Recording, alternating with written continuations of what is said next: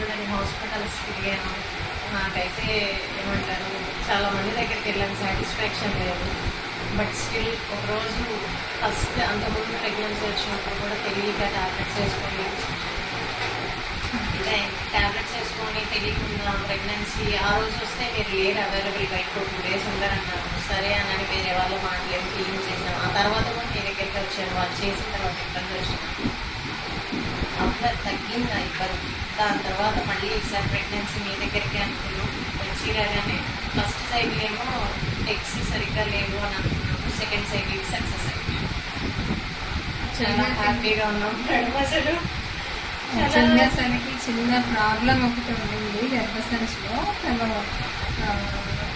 చెన్నైలో ట్రీటెడ్, అక్కడ కూడా ట్రీట్మెంట్ తీసుకొని కరెక్ట్ చేసుకున్న తర్వాత కూడా ట్రై చేశారు. చాలా యాంగ్షియస్గా వచ్చారు. మంచి కప్పులు ఇద్దరు కూడా.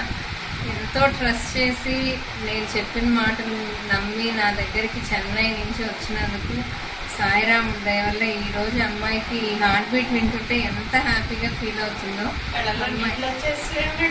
అమ్మాయి హ్యాపీనెస్ చూసి మాకు చాలా హ్యాపీగా ఉంది. భగవంతుడి దయ వల్ల, అమ్మవారి దయ వల్ల మంచి హెల్దీ బేబీ అమ్మాయికి రావాలని కోరుకుంటున్నాను.